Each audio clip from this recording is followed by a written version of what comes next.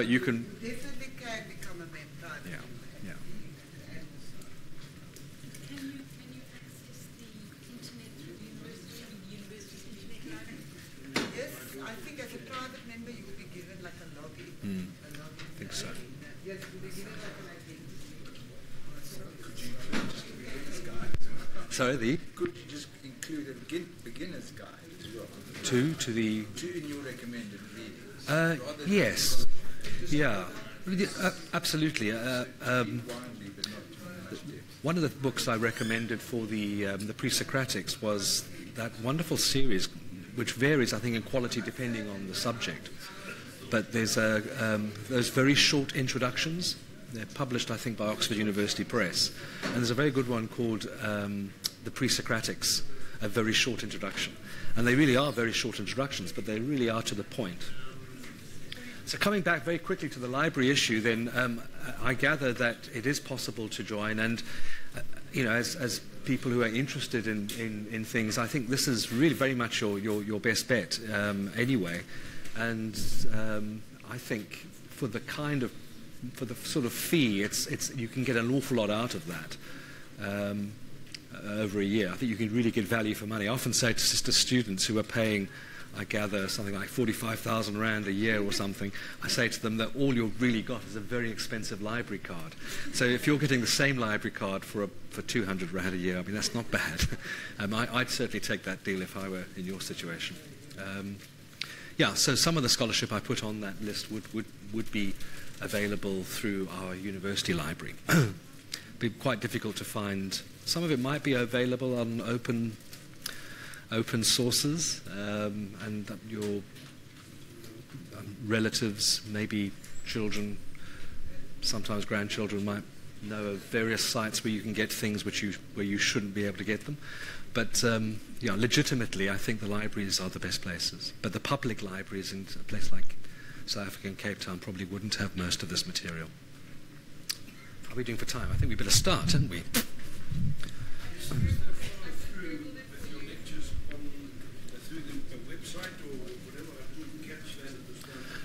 Sorry, all I was stressing was that the slides from these lectures, because there's quite a lot of text in my lectures, the extramural studies administrators have very kindly uploaded onto the summer school website for this course, so you can actually go back and look over those texts and look over the slides.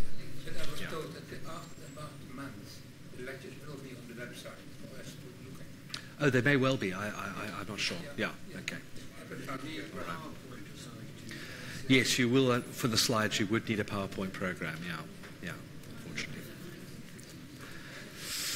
All right. Perhaps we better start. So, with yesterday's lecture. Oh, have you? Okay. It's 500 Rand for 6 months, 1,000 Rand for a year, All right. 120 Rand for a patient last year. Okay, so it has gone up a bit by the sounds of things. Did you Google that? All right, thank you.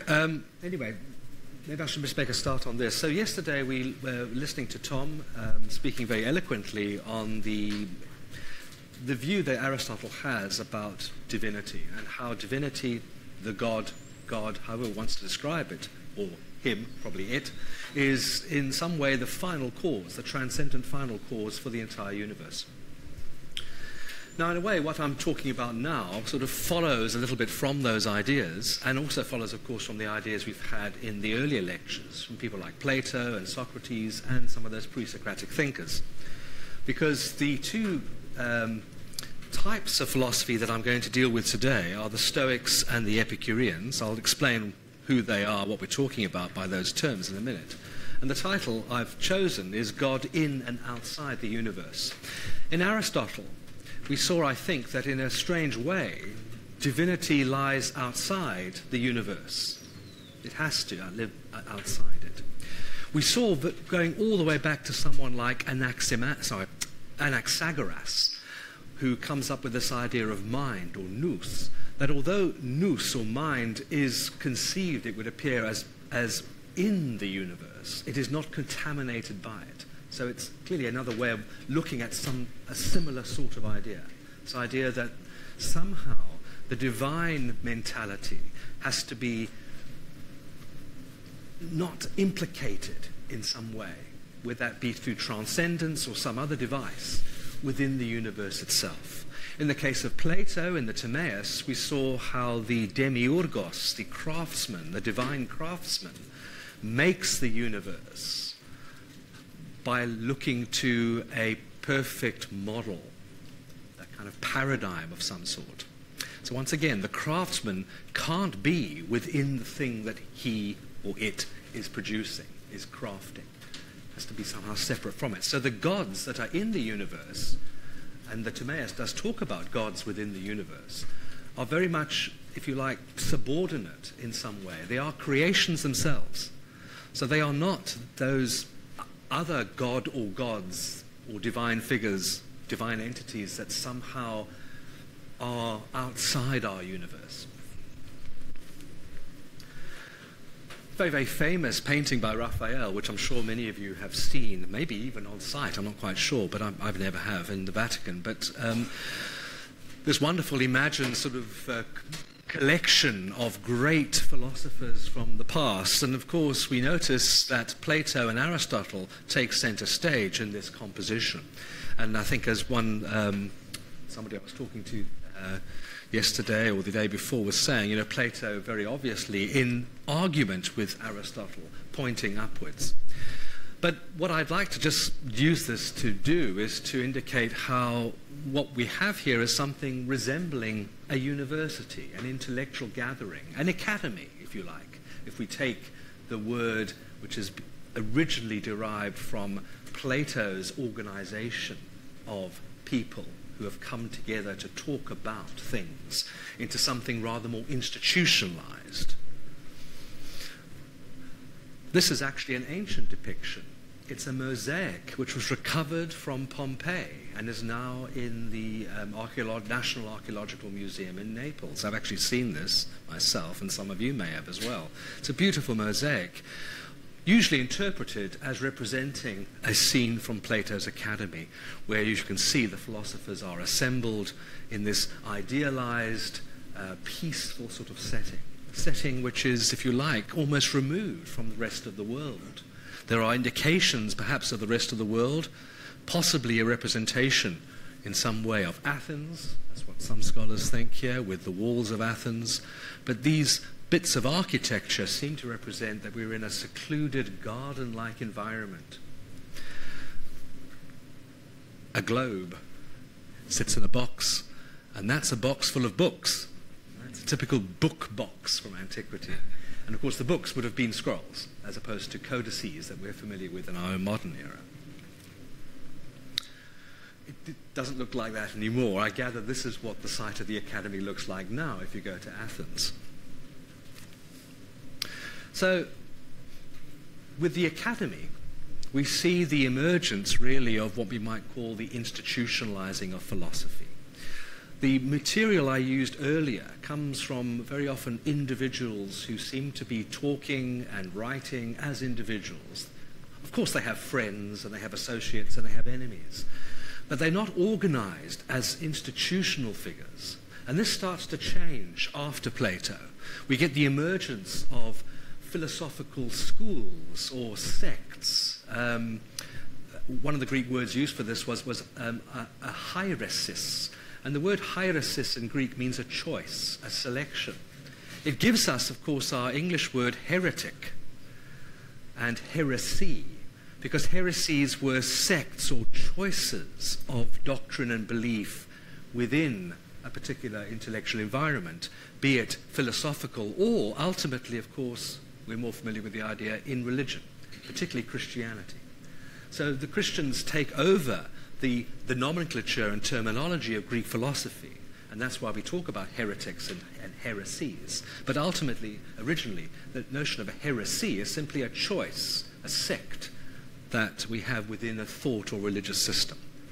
So, famously, we'll have the academy associated with Plato, the peripetos, the Lyceum, the peripetos of Aristotle, the garden, the kepos, as it's called in Greek, the garden of Epicurus, and the stoa, which is simply a covered walkway gets its name from the so-called Stoa Poikile, the painted colonnade, where one of the founders of a particular school used to give his talks and lectures because he was too poor to purchase property to give lectures in, unlike the richer guys, Epicurus, Plato and Aristotle. Actually, as a sideline, Aristotle would have had to have used someone else to purchase the property because, as Tom pointed out yesterday, he was actually a metic, a resident alien. And resident aliens were not allowed to own property. They could only rent it within Athens. I've tried to find a better version of this lovely drawing, which I have in a book somewhere, but I couldn't. So apologies for the rather poor quality of this. But I've always found this a very, very nice little drawing because it sort of puts into three-dimensional sort of form the relative positions of some of the great schools of philosophy in Athens. So, for example, we have the perspective of the academy, notice outside the main, I think the main northern wall of Athens over here. In between the academy on this road and the wall of Athens, you have an area which is the garden that Epicurus used to lecture from, or used to sort of have his meetings in. Further back within Athens itself, you see the location of the Stoa Poikile, which is this colonnade, which is a public building, open to everybody, which the founder of Stoicism, Zeno, we'll see in a moment, used as his lectures. And way over there, we have, again, just outside the wall on that side, we have the Lukeion, the Lyceum, where Aristotle used to do his business. So there are these interesting spatial relationships, potentially, which don't necessarily translate into intellectual correspondences between the schools.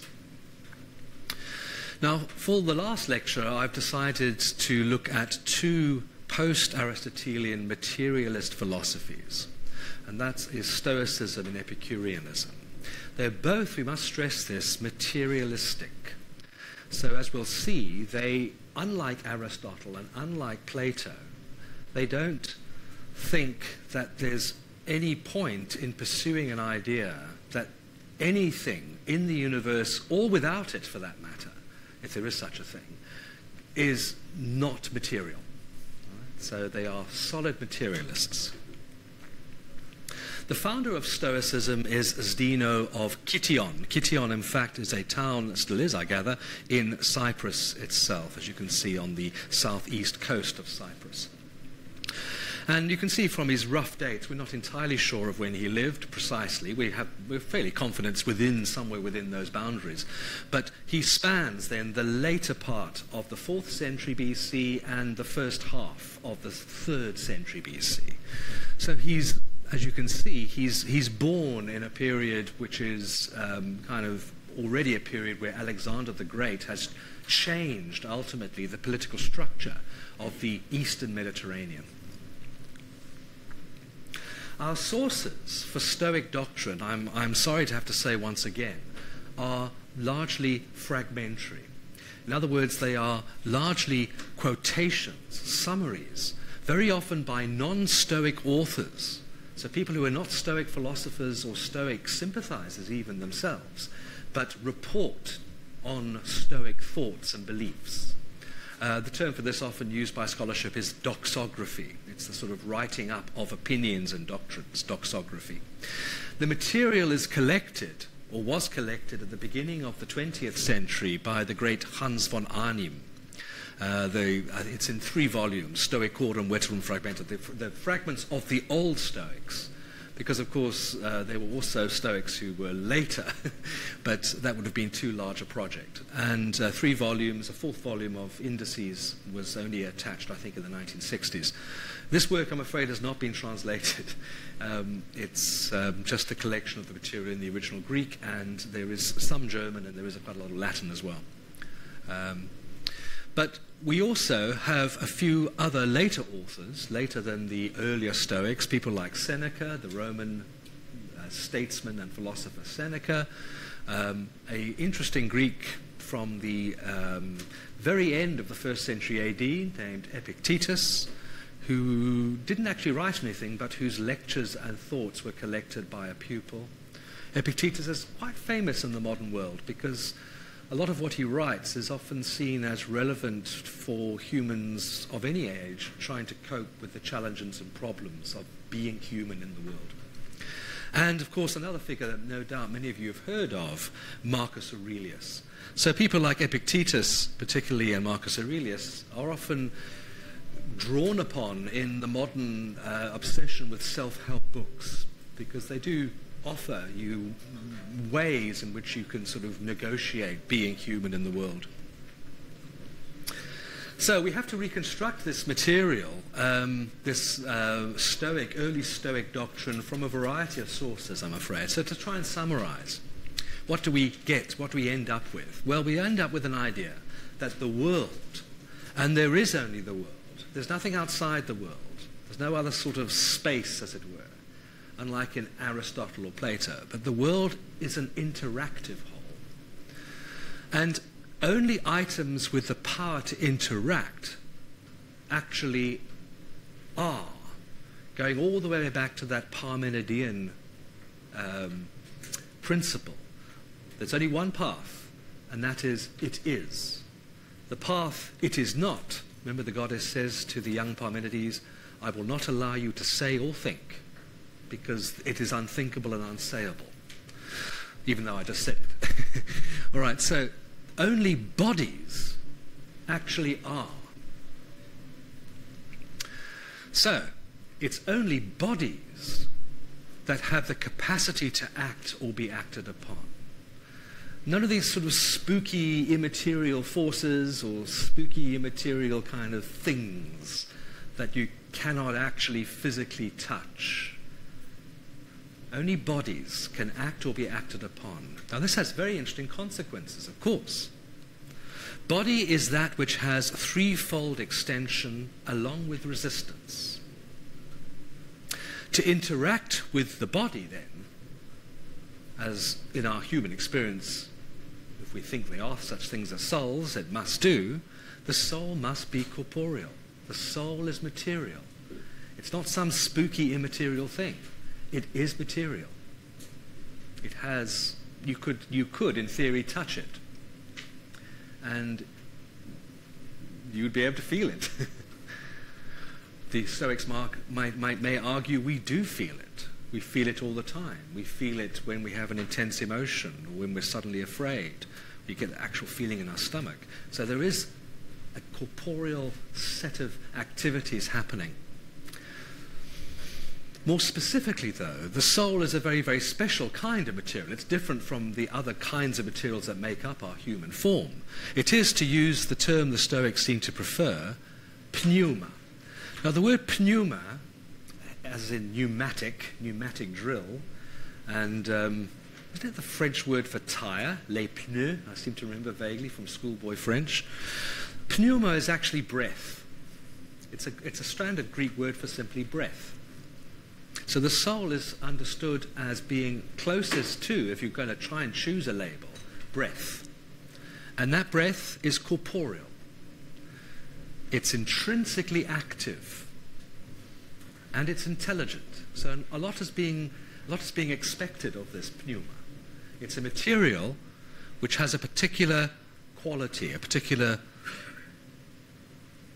activity. It acts. And it's also intelligent. It's presumably then conscious. It's mind-like. The world is effectively constituted from two very, very fundamental principles. The word, and you've seen that one before, used by the Stoics, is archai. Do you remember the arche in the Presocratics? That primary substance that undergoes transformations, which has always been here and always will be here, and has divine properties, and is ultimately what the world is made of, despite all the apparent variety we see around us. It's fundamentally one thing actually underneath all of that sort of transformation. It's interesting that these words still recur in quite different contexts. Habits of thinking, like all bad habits, are very, very difficult to break in various cultures. I'm sure we're exactly the same. So we have these two basic and indestructible bodily principles. The one is prime matter. One of the terms we find in the Stoic fragments is this phrase, apoios ousia. So the word ousia, which is a noun basically connected to the Greek word for the verb to be, being. Ousia is a abstract, if you like, noun based on that. And apoios means without any what kind of. The word poios in Greek means what kind of. That's what the word means. Apoios is a not what kind of. A not what kind of being. i.e. unqualified, not having any qualities or characteristics. What's the other one? God. Hotheos, God. But these are never found in separation. And these are the only items which have permanent being, surviving even what many Stoics seem to have believed, the periodic conflagrations. Again, Stoics are interesting because there's quite a lot of variety of thought within the Stoic school. They're not quite as institutionalized as some of the other schools of philosophy. So although they might recognize the authority of particular figures, they are rather more geographically widespread. They're not all just centered in Athens. And they seem to have had slightly different views from one another over time, although they are bound together by a series, I think, of inalienable doctrines. But one idea that comes out in some Stoic thinkers is this idea that the universe effectively undergoes a series of cycles of kind of coming into being in the way that we experience it, and then a kind of a general conflagration where everything gets sort of burnt up and then restarted again. Right? But those principles of unqualified matter and God, they persist throughout all of those apparent changes. So, God is defined by its power to act and the power of self-movement. Again, see the connection between Aristotelian notions of the divinity being the unmoved mover or the prime mover. This is somewhat different because the God in the Stoic understanding, of course, moves other things, acts upon other things, but does actually move itself as well. It doesn't move without being moved necessarily in the same way as the Aristotelian God. And then prime matter is the thing that's defined by its power to be acted upon. So we have an active principle in the form of God, and we have an acted upon principle in the form of prime matter. And it has no self-movement. Its movement comes from God. So you can see there are some correspondences with the Aristotelian picture, and even the Platonic picture in the Timaeus, but they're sort of subtly different. God then is the immanent principle. There's a lovely term which is preserved for us, and we assume it is an authentic Stoic term because it's such an unusual one. It's in this great author Diogenes Laertius. He's a fantastic author. I put him on the list of things you could read. He's an author from about the 2nd century AD. We don't know precisely his dates, but he wrote a 10-book history of the lives of the great philosophers of the past. And we're very, very heavily reliant on him for a lot of information. In Book 7, which is the book that deals largely with Stoicism, he tells us that another way of talking about God is to see God as the spermatikos logos. Well, there's that other word again that we saw so prominently in Heraclitus of Ephesus. Do you remember? The logos. Listening not to me, but to the logos. Here we have God as logos, as word, as account. But it's the account that is seed-like. Spermatikos. Sperma in Greek means seed. So it's the word or the account or the story or the thinking, because logos could mean all of those things, which engenders, if you like, things.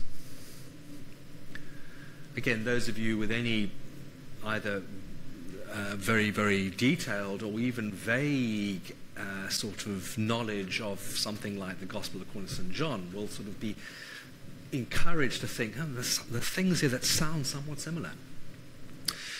God is a principle which is itself corporeal, which gives it power to act upon. So God has to be corporeal. If it weren't corporeal, it couldn't act upon other things. And God then imbues matter with the form and quality which is present in it as an intelligent craftsman of that form or quality. The craftsman image we've seen before. And we've seen that, remember, in Plato's Timaeus most famously. But in Plato's Timaeus, remember, the craftsman stands outside his or its creation, just as the potter stands outside the pot. The potter's not in the pot or the material making the pot from inside it. The potter's outside making this pot with a mental image of what a pot should look like, a perfect mental image of what a pot should look like. That's the artist's model. This particular craftsman God in Stoicism is bizarrely perhaps within the thing that's being created. Yes? Would the craftsman not be better defined as maker or creator? You could use those terms, yes. The term used here is in fact demiurgos, which is a term which is a very general term in Greek for people very often of quite a lowly status who make things, who are craftsmen who make things. Yeah. So you can gloss it also as creator or maker, absolutely, you can. All right, so prime matter then is not our experience of the world. That's a principle that obviously lies somehow below our experience in some sort of prior way. Because what we experience is a mixture of other things, which the Stoics decide to take on board from earlier thought, and that is these elements, earth, air, fire, and water. But earth, air, fire, water are not the ultimate things, but they're generated out of matter and God. The interaction between God and matter, prime matter, produces these things, and they in turn, of course, are primary in another sense, because they will then lead to the variety of things in the universe and our experiences of them. So all complex substances are composed of these elements, even though you don't necessarily see the elements.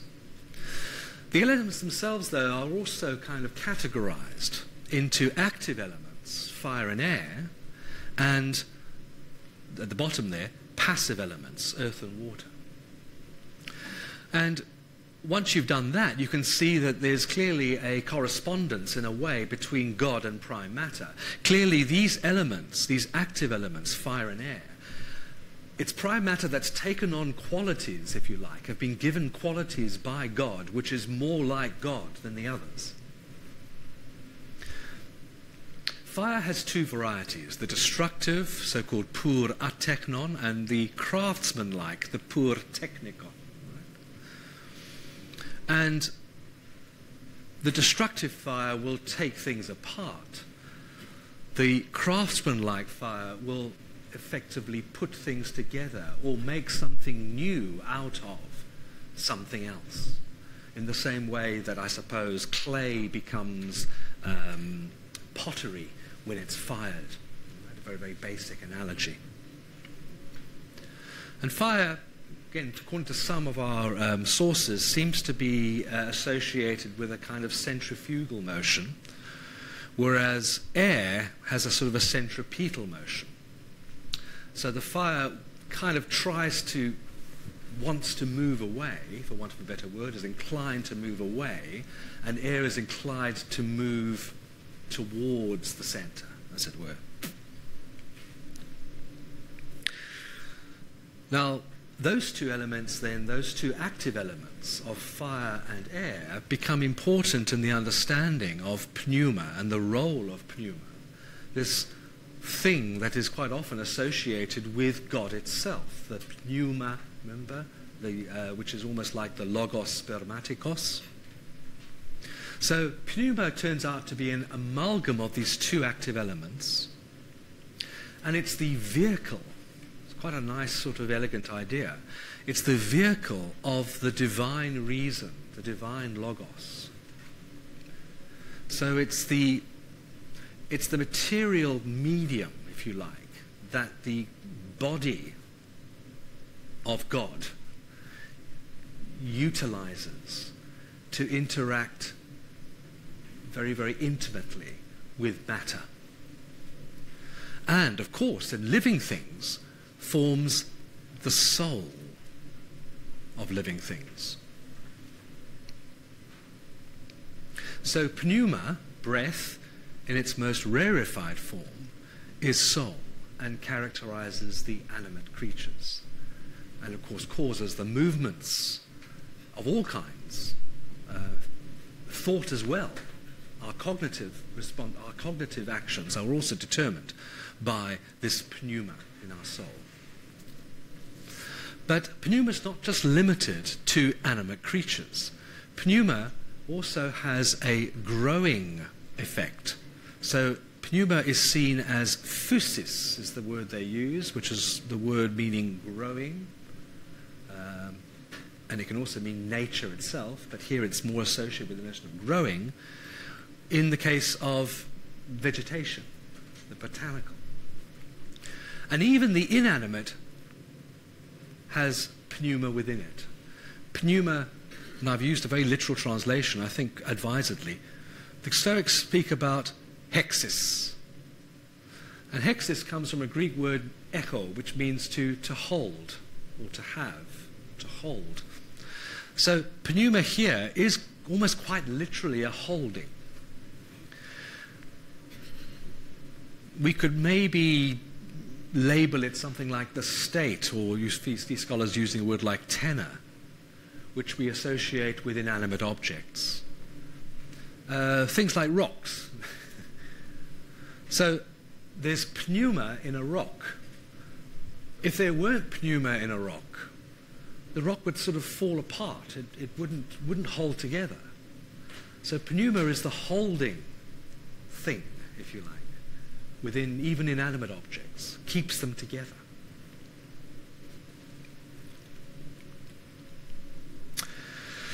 So to close then on the Stoic time, and there are a number of things that we could look at, but just to take one text which I think is quite interesting. It's a summary that Diogenes Laertius provides in the 7th book of his work, section 147.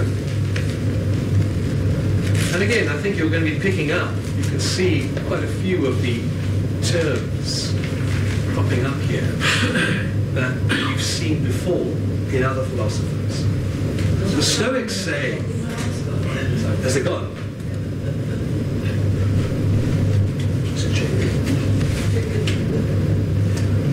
Switched off, sorry. The Stoics say that God is an animal, a zdoon, like in a zoo or zoology. Zdoon. By that they mean, of course, that it is a living thing, which is immortal and rational, a logikon thing. Or intelligent, you can also use that term, a noeron thing, i.e. something that has nous, it has nous, noeron. Perfect in happiness. Some of these are traditional ideas, the blessedness of the gods. Not admitting of any evil. Remember Plato in the Republic? You must represent gods as they are, and God is good. So don't ever represent God as not good, as doing harm or being bad. No. Not admitting of any evil. Provident. Again, we've seen the idea of pronoia, here the adjective pronoetikon, in Plato as well. It's because of God's, or the craftsman God's providence of knowing what is best, that the world has the shape that it does in the Timaeus. And that's why it is spherical in shape and moves in a particular sort of way. So it is provident towards the world and its occupants. That's, of course, the really relevant part for us. But not anthropomorphic, says Diogenes. In other words, is not shaped like a human being. But clearly there are some aspects, although he said this, which do make it human-like. Or should we say that rather than human-like, humans are God-like in some way? Because we are capable of a state, or something at least approaching it, of eudaimonia. There are days when we wake up and we actually feel pretty happy. It usually changes after an hour or so. But or the other way around. Maybe you're depressed when you wake up and you feel a bit better after a coffee an hour later. We do like to think that in some ways we have logos and we have nous. And that turns out, though, that it's been switched. That maybe then, not so much that God is like us, but we're in fact like God. Coming more to the idea of humans in God's image as opposed to the other way around. Or back there again, if you like. And he continues. He is the creator, there's that key word, the demiurgos word, of the whole, and as it were, father of all. Notice how, if we're to trust Diogenes, that he is using authentic Stoic descriptions that he's picked up from a variety of sources and is using simply to summarize, then clearly they are interested in using some of the traditional terminology from traditional Greek religion. Like the idea of father associated, of course, with Zeus. Now those ideas, of course, of father of all act as an interesting sort of foreshadowing of the point is going to be made in the last part of this description. Humans have many descriptions and many labels for gods because the Greeks especially, and many other cultures as well, are polytheistic and they have many names. And even if they only have one god, they sometimes use different names for the god. Well, they call him Zeus. Now, although in English we have to translate it as Zeus, the form of the word Zeus in this particular grammatical situation, funnily enough, is dia, very conveniently. Those of you with some knowledge of inflected languages like German or Russian or Greek or Latin will of course realize that this is the name Zeus actually in the accusative case of the noun. And in the accusative case it doesn't have the form Zeus, it has the form dia. Now, look at the pun. For they call him Zeus as the cause of all things. The word dia in Greek can mean not only Zeus, but also because of. Diahon, on account of whom, or on account of which, because of which. So what they're saying is that the reason we call Zeus dia, the reason we call God dia, is because, the word dia means because, it's because he is the because. Now this is not simply, funnily enough, you might think this is just sort of wordplay, used playfully. But in fact there's a little bit more to it than that. The Stoics are a bit weird. They think that there's an actual, unlike most other Greeks at the time, they think there's an actual connection between words and things. That words, although they have a semblance of being just conventional, that they actually have a much closer relationship with reality, with things than we tend to think as human beings. That they're not just sort of tokens. A favourite one that I always love, which I think is a really sort of pressing it, I mean, are you really pushing the idea, is that the Stoics believe that our cognitive centre is here, not in the head, like Plato thought, but here, in the chest. So they thought all our thinking, as it were, takes place here, not in the brain. The brain's just there to keep the ears apart. So so you've got the centre there. Now, in Greek, when you say I, right, the word is ego. And they claim that when you do that, ego, your chin drops because it's pointing down to where your eye actually is. Those are the lengths they went to try and indicate that there was a relationship between the words, conventional words and things. Not very convincing, I think you'll agree. And the other point they make, is that we also call Zeus in another dialect of Greek Zden, insofar as he's responsible for all pervades life, because the word to live in Greek is zdan. So these, what we regard as pure coincidences, the Stoics do not see as coincidence, because in the Stoic universe there is no coincidence. There is a concatenation of causation all the time. So the future, everything that happens in the universe, in the future and in the past, it's all determined. It's all predetermined. But it's all predetermined for the right sorts of reasons, because God knows best. So everything that happens is actually for the best, no matter how hard that is to sometimes accept. So let's move quickly then to a rather different sort of interpretation of what's going on with the gods. And it's interesting because the Epicureans are also materialists, but a rather different kind of materialist. Yes?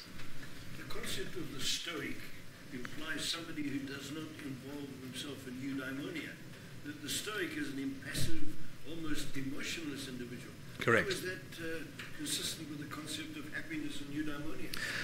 With their concept, as in fact with several of these philosophies, they're not the only ones. The closest thing that true eudaimonia, true happiness, is an absence of emotion. When one says somebody's Stoic, you get an impression that he's monastic. He's really almost unemotional. True. Of course, the Stoics say that nobody in human history, as far as they're aware of, and possibly in the future as well, will ever attain those states. So they have this concept it's called the Stoic sophos, the Stoic sage. The Stoic sage is an idealization. No human being has actually, according to Stoicism anyway, attained that level of ability. So it's an aspiration more than an actual experienced thing. So the Stoics say, of course, that no matter how controlled you are, no matter how you've managed to sort of try and control your emotions, if you walk out and you're talking to somebody and somebody comes up and sort of whacks you across the face, you will be stung by a sudden sort of anger or annoyance, or something will happen. You cannot prevent that. So, yes, it doesn't matter how much time you've spent with these sorts of cultivating these sorts of dispositions, that as a human being it's never going to be attainable. So it does strike us, I think, as rather strange that very often when these particular philosophers are talking about happiness, they're talking about a state which doesn't really, it isn't like joyfulness. And they'll use different words for joy. But joy, any kind of elation, that's a bad thing. So whether it's a pleasant, we might experience it as a pleasant feeling, but just because it's pleasant doesn't mean it's good. Well, we know that, don't we? We know that there are lots of things that are pleasant which are not good for us. Let's move on to Epicurus, because we haven't got too much time. Now, Epicurus, as you can see, is more or less contemporary with Zeno of Kition. But there's far more of a Epicurus keeps a much tighter hold on this philosophy. In fact, Epicurus almost comes closest to being a sort of closest thing to almost like a sacred writing. The writings of Epicurus were studied and argued about and preserved in much the same way as sacred scriptures were for say, other religious traditions. He actually comes from Samos, but he is an Athenian. The Athenians in the 5th century had settled on Samos. A kind of a colonialism, actually, but then they were kicked out. And they were kicked out during Epicurus' childhood, and then he had to return to Athens. Again, the sources for Epicurean doctrine. Well, we rely, I'm afraid, once again on quotations from other writers. And most of them are not Epicureans. Some of them are blatantly hostile to Epicureanism. The philosophy of pigs, as some of the detractors said. Must have been a philosophy of pigs if they feel that pleasure is the end. Only pigs think pleasure is the end. Cicero is a very important source for us, actually, funnily enough, the Roman author Cicero. And rather as in the case of von Arnim, so too we find that a German of the 19th century, very important collection, which again has not been translated, funnily enough, into English, and it's all in Greek and Latin, is the Epicurea. But we are on a slightly better, we've got a lot more because we have 3 letters preserved by my great friend Diogenes Laertius in Book 10. Book 10 is devoted to Epicureanism. And he quotes verbatim 3 letters that Epicurus wrote to friends. It's fantastic. He also gives us a list of so-called principal doctrines. These are memorable little kind of aphorisms. We'll get to one of those in a moment. That's very important. We also have, I'm sure many of you have heard of him, the Roman poet Lucretius, who is an Epicurean writer, remarkable individual, writes a poem in hexameters on the nature of things, De Rerum Natura, which is a testimony to Epicurean philosophy. This was a massively important text in the Renaissance when it was kind of looked at again in more detail. But more recently, we've been recovering material that wasn't available to us until about, well, roughly about 100 years ago, and it's ongoing. One is an Epicurean philosopher named Philodemus, some of whose works have been preserved remarkably from a site at Herculaneum that was buried by the eruption of Vesuvius in AD 79. The other is an inscription, a remarkable inscription, put up by a man named Diogenes in a town called Inoanda in the 2nd century AD. I'll show you just in a moment. But let's go to Philodemus first, very, very briefly. You know roughly where Herculaneum is. It's the poorer relation to Pompeii, right? The one that people tend not to go to, although it's much better preserved than Pompeii. Underneath all that rubbish from the volcano, from the volcanic eruption, there is actually hiding a remarkable villa, a massive villa, which was underground completely until very, very recently. But it was mined in the 18th and early 19th century by people who went there looking for statues. They would tunnel in, and very, very dangerous work. And what they found actually were what turned out to be some carbonized papyrus rolls, quite a lot of them. So it's underground. This aerial view is taken before some excavations were undertaken a few years ago. That would be more or less the setting of it. That's, as I understand it, I haven't been to the site since they started doing this, but they've been starting to try and excavate this villa. You can get some impression of how much material they've got to get through to get to it. And they've got a real problem, I gather, because it's so close to the sea, water is seeping up all the time, and the water pumps keep breaking down, and so they can't proceed with the excavation. But it will be a remarkable site when it is eventually done, if it's not too damaged. And already, bits and pieces are coming to light. They haven't found any new papyri yet. So that's what it seems to possibly have looked like in its heyday. And this is a very, very nice example of what they discovered, what these guys, when they were digging underneath, tunneling, looking for statues and things of value, precious vases and gold and stuff. They found these things that looked initially like bits of burnt log, but turned out to be carbonized papyrus rolls. And if you do things very carefully with the best ones, you can sometimes actually get some quite clear text.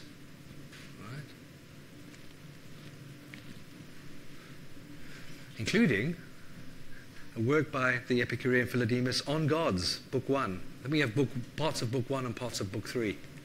We didn't have these texts until these were recovered archaeologically. They didn't come through the system. They weren't transmitted. We didn't even know about some of these texts. Remarkable. In the case of Inoanda, that's a little town, well, it was quite a big town in its heyday, in southern Turkey, Lycia. And basically, he must have been like a Bill Gates in the area, kind of a multi-millionaire in the area, happened to be an Epicurean. He was a follower of Epicurean philosophy. He had constructed and put up in the marketplace of this town 100-meter-long inscription summarizing Epicurean philosophy. That's a remarkable thing. Imagine this. This is 100 meters long, from about the floor up to about this level. So this wall with the doctrines of the great Epicurus. And he put it up. Is what, sorry? Is that chiseled in there? Yes, into a rock. It's as you can see, this is a rock that's been found because they've been recovering these rocks gradually through over the last 40 years. A guy called Martin Smith has been responsible for bringing this stuff to light. It's remarkable. They find stuff every single season, and so they keep adding to this inscription. And there are quite a few things in this inscription which tell us things about Epicurean philosophy we didn't know because it just wasn't recorded anywhere else. It's a remarkable thing. Broken up condition, is it? Yes, it is. It is in broken up condition, but there are quite a few continuities. What's the height of those letters? They depend. It's quite a complex thing. There are several sort of types of writing for different panels. At the bottom, he seems to have put down the principal doctrines, these aphorisms, forming the kind of base. And then there's a panel where the panel which is closest to you, if I recall, at your eye level, tends to be smaller writing. I forget how many, but some of the letters are, we're looking at just about an inch or so. So it's quite detailed. But the ones that are higher up, that would have been further from your line of sight, I think they sort of extend a bit more. They're more like 3 inches or 4 inches, something like that. I can't remember with this sample how many there is. I don't have it's a bad photograph because we haven't got a scale next to it. All right, but from all of these sources then, with the case of Epicurean physics, we're dealing with a materialism that only recognizes two things, and that's atoms and void. And atoms here really are atoms in the very old sense of the word. They are simply pieces of stuff that cannot be cut up anymore. That's all they are. So they're nothing more complex than that. The only thing that atoms have is size and shape. That's all they have. They don't have anything else. They don't have colour. They just have size and shape. In addition to atoms, we have nothing. But as Democritus, a Presocratic, had insisted, unlike Parmenides, nothing exists as well. Nothing is. The Stoics do not accept the notion of void. There's no void in Stoicism. There's no empty space. There's no sort of interruption of the plenum of being. But for the Epicureans, fundamentally there is. There are an infinite number of atoms, and the void is also infinite. So there's enough space to do anything. And of course, there's also enough time for anything to happen. So the world that we live in is a sort of temporary, no one knows how long in the past or how long in the future, a temporary conglomeration of atoms at a particular point in time, if you like, from our perspective, and space. That's all. There are others, no doubt, because you can't say how many worlds there are. But the world, everything that we see, and even, of course, quite a lot of what we can't see, as Epicureans who didn't have telescopes, all of that is our universe, sure, but there are other universes. There must be. Well, there's no reason why there wouldn't be. So, when you're dealing with these scales, very conveniently, just about anything is possible. In the materialism of the Epicureans, we have to use what is seen to infer the unseen. So we use the macroscopic experience to infer what happens at the microscopic level. So we know that only bodies can affect other bodies, rather like the Stoics do. That's what we see. We don't see anything else happening. So presumably that's the case in the microcosmic level as well. So only bodies can interact. All the aggregates of these atoms, and the atoms are not to be imagined, by the way, as all little tiny marbles, because they are of different shapes. We don't know how many shapes there are, but who knows? But they're all different shapes. All these aggregates and structures, both microcosmically and more macrocosmically, they're all temporary. And now experience tells us that. Because, if I keel over tomorrow and people just left me on the floor here and didn't tidy up, you'd come back maybe in a 6 months' time and I would look very, very different, wouldn't I, on that floor? I'd be dissolved. So our experience tells us this. We know that. We know that these conglomerations of matter change. The soul then has to be a body, as it had to be for the Stoics, but it's a somewhat different kind of body. It has to be the kind of body which enables it to do the things it does. It can move very quickly. I can think of the next thing to say in an instant. It's remarkable. I can suddenly flick my finger in a sec. I've given a message to my other part of the body and it moves. So it moves very, very swiftly. So whatever the atoms are that make up the soul, they must be the kind of atoms that are shaped in such a way to be able to do these sorts of things. And to also move through the rest of the aggregate of my being. So that we could talk about soul atoms, but soul atoms, the soul is very much part of the body. It's entirely dependent on the body.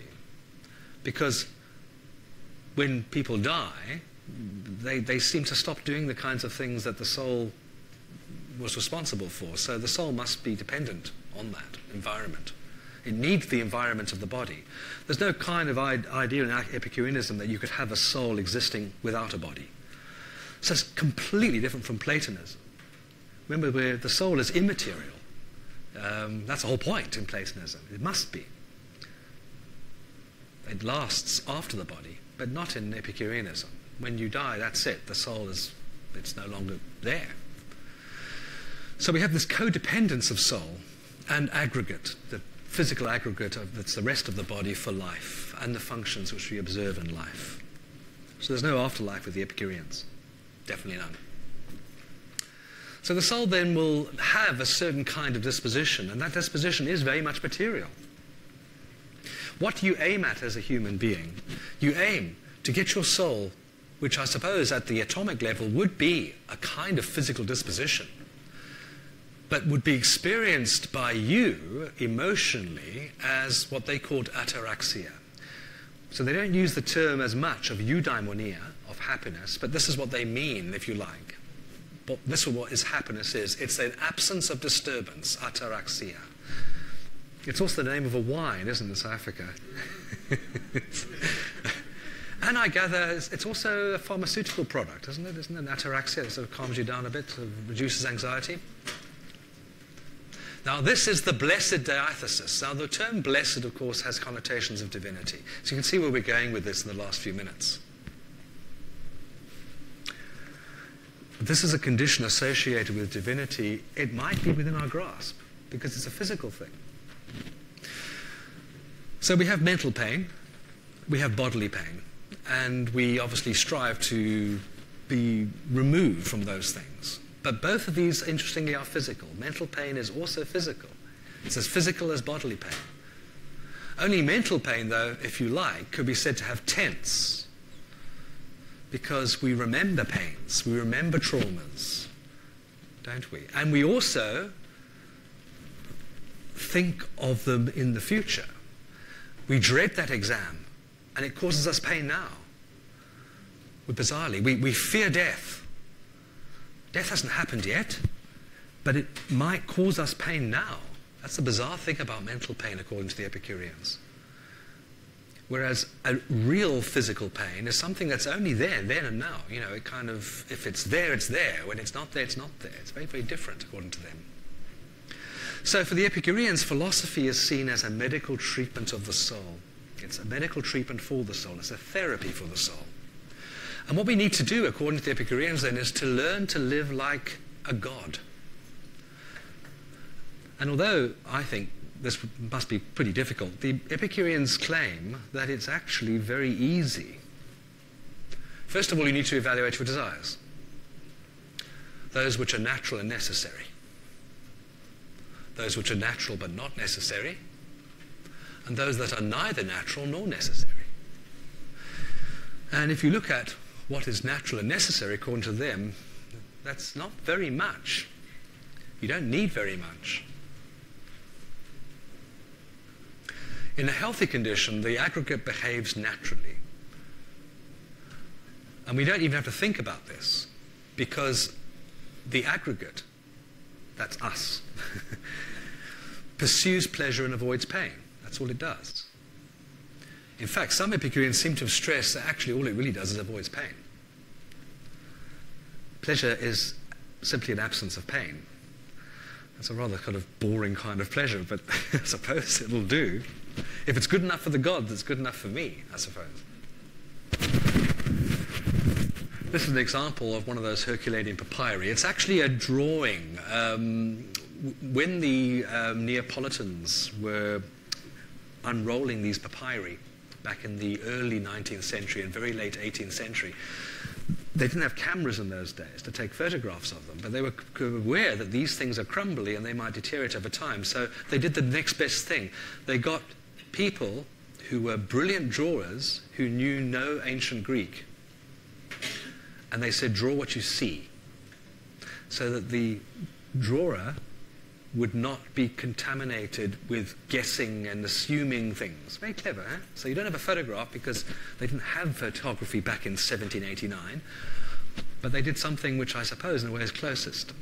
Now this is a little fragment from a wonderful Herculanean papyri. They're called, you'll see the abbreviation P-Herc, Papyrus Herculaneus 1005, and I don't know, you don't even really need the Greek alphabet to see that that is tetra, phar, and unfortunately the papyrus is clearly damaged, but clearly when it was being unrolled, someone said, oh shit, a piece is broken off, and they kind of put it on a card next to it. So we can actually see two letters that came after the phar, pharmakos, pharmakos.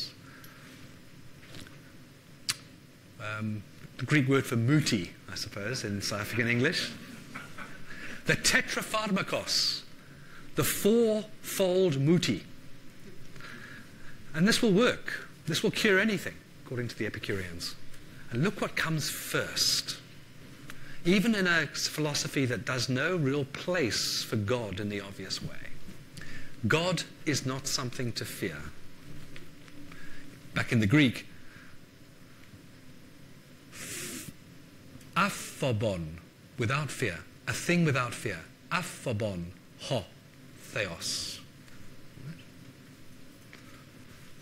Death is not to be regarded with suspicion or anxiety. The good is easy to acquire. The horrible is easy to endure. You might think that's okay for you to say. But these are articles, if you like, of faith, and supposedly in their most sort of simple form, a muti for everything that you will face in life. Yeah. And the Epicureans believe that these things don't, just because you read this, doesn't mean to say you're going to do it. What they are, those are just summaries for, if you like, habits. You've got to keep practicing it. Now, there are other things, obviously we haven't got time to go into this, but you know, what's really important is, in fact, the support of others, your friends. Your friends, as Epicurean friends, have a very important role. And there may be cases, Epicureans are not stupid, where, you know, if the illness of your soul is such, it's so severe, then you actually are a patient. There's a limit to what philosophy can do. If you really are mentally ill, and you really do believe that, you know, there are giant spiders trying to sort of crawl over you and bite you wherever you walk, even though there are no giant spiders, the Epicureans realize Epicurean philosophy is not going to help you because your diathesis, your soul diathesis is clearly so harmed that we need to hand you over to the doctors and see what they can do. Right? So, because it's nothing to do with attitude. There's a limit to which you can self-heal, according to the Epicureans. But God does have an important role in the notion of self-healing. In the letter to Menoikeus, preserved for us by Diogenes Laertius, we're told, Epicurus says to Menoikeus, think of the god as an imperishable and blessed creature. Notice the word again. Remember the Stoics also called it a creature, an animal. As the common idea of God is in outline, and attach to him nothing alien to imperishability or inappropriate to blessedness, but believe about him everything that can preserve his combination of blessedness and imperishability. The idea of the koinenoisis seems to be appeal to a shared idea, an idea which in its fundamentals is shared by all human beings, not just Greeks, but probably other cultures as well. I like the way we're coming back almost to Xenophanes in some way. We're coming back to those ideas. Xenophanes said, Ethiopians make gods look like Ethiopians. Greeks make gods look like Greeks. Epicurus says, forget all those extraneous things. Do the Ethiopians think that their gods are everlasting? Yes. Do they think that they are blessed? Yes. Do the Greeks think those same two things? Yes. Those are the things that are shared, are koine. There must be some reason they are shared. Why are they shared, and why is there a reason? Well, there are gods, says Epicurus. This is a continuation of that passage. The knowledge of them is self-evident. Now, I admit this for us maybe is highly problematic. Enarges, self-evident, as clear as things can possibly be. Most scholars think that the reason that Epicurus is saying this is that the gods exist because we have a notion of them, and we could not have a notion of them if they don't exist. The reason we have a notion of them is that the gods then must be like any other kind of body, any other kind of atomic conglomerate, aggregate. Because all atomic aggregates shed atomic films. That's how I can see you in this room and you can see me. According to Epicureans, I'm shedding a film of myself, of atoms, which are coming into contact with your atomic organs of sense and then into your soul as imprints. And that's why you're seeing me and also hearing me. So the fact that we, in our minds, can actually imagine gods with these very, very basic qualities must mean that we're picking up in our minds the shedding of God atoms. That's how they're there. I know it sounds bizarre. So do they see that as a loss for you and a gain for the person? The films, this is again very conveniently, the films, because atoms are potentially, of course, so tiny, unimaginably tiny, there's no, unfortunately, no matter how long I stand here and you watch me, I'm not probably going to lose any weight, although I would like to, because although I'm shedding these atoms, it makes no measurable difference at the microcosmic level. I have so many, don't I know it, so many atoms in my body that the outer films, the outer shells are so insignificant compared to the rest of me. Am I seen as gaining whatever? Yeah, so in other words, are you gradually gaining weight in the microcosmic? I suppose in some sense you might be, but it would probably be compensated, I don't think they go into this level of detail, it might be compensated by the ones you yourself are shedding. So it's a kind of a win-win situation. So the gods are shedding atoms all the time. I know it sounds bizarre. But they're not in this world when they're doing it, because according to the Epicureans, our image of them as blessed and everlasting can only be compatible if they are not involved in our lives or in the world at all. They can't be creating anything, intervening in the world or with human beings, because to do so would compromise their blessedness. So all of these things, celestial phenomena, all of that, they can't be responsible for that. For trouble, concern, anger, and favour, even favour, even affection, are incompatible with blessedness, but have their origin in weakness, fear, and dependence on neighbours. So the gods can't be at all like that. Now we're running out of time. I'm going to have this material will of course go onto the website, and I just want to end with maybe 2 slides, just very quickly. I know we're going slightly over time. I'm sorry about that. Lucretius I mentioned before, and if you look at Lucretius and the kind of things he says about Epicurus, they're quite revealing, I think.